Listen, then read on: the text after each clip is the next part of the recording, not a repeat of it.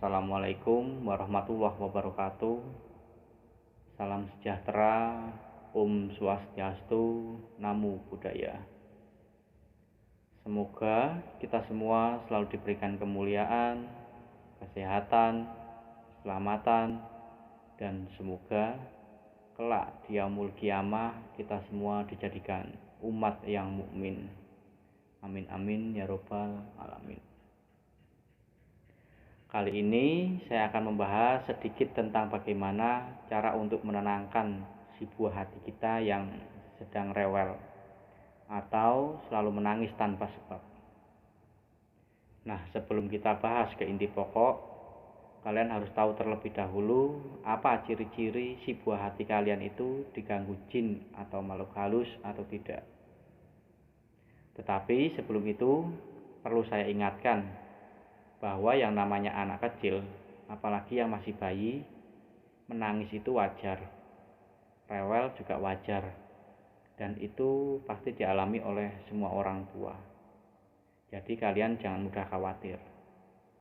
Tapi ada kalanya orang tua disarankan untuk selalu waspada, karena orang tua zaman dulu itu selalu menyarankan seperti itu. Terutama si buah hati kita mendadak menangis keras secara tiba-tiba, dan apapun yang kita lakukan tetap tidak bisa menenangkan tangisannya.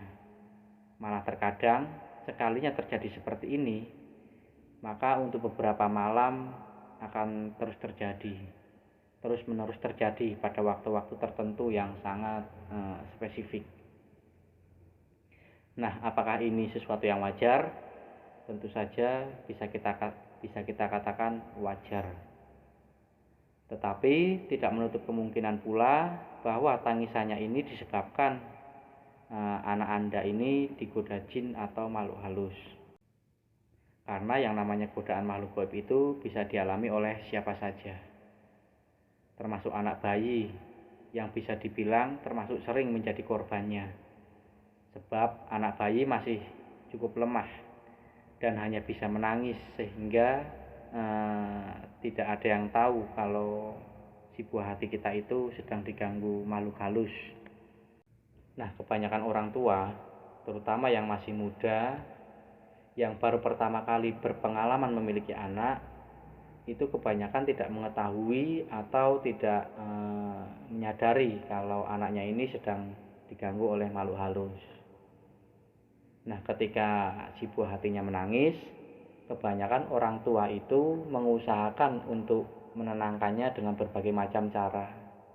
Tetapi yang ada bukannya menjadi tenang, malah tangisan si buah hati tersebut malah semakin menjadi-jadi. Dan akhirnya orang tua tersebut menjadi bingung dan tidak tahu bagaimana cara untuk menenangkan si buah hatinya. Hanya sekedar digendong dan diberi susu saja itu tidak akan mempan. Sebelum kita memastikan apakah buah hati kita ini diganggu jin atau tidak, yang perlu kita pastikan dulu bahwa si buah hati tidak sedang lapar dan juga tidak sedang haus. Lalu apa saja ciri-ciri yang nampak bila si buah hati sedang dijaili oleh makhluk halus yang sedang usil?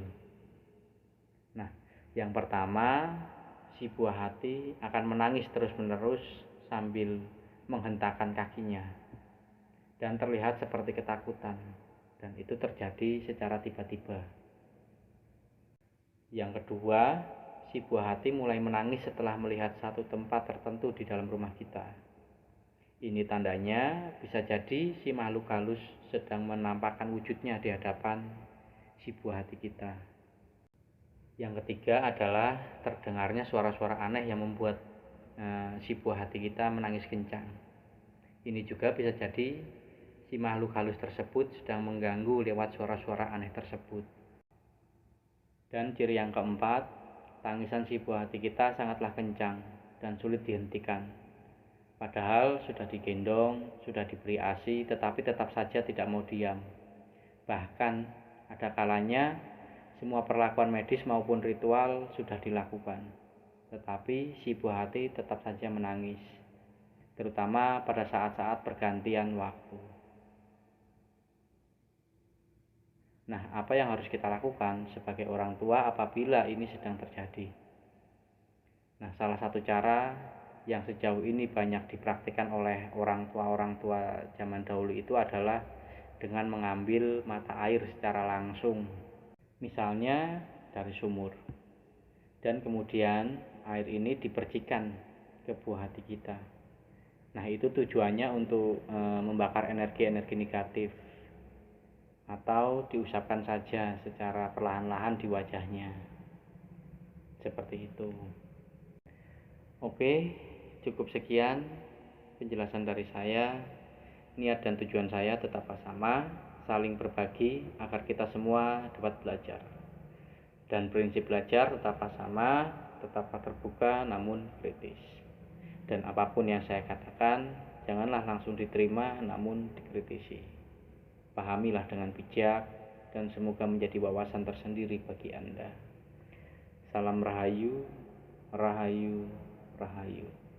Assalamualaikum warahmatullahi wabarakatuh.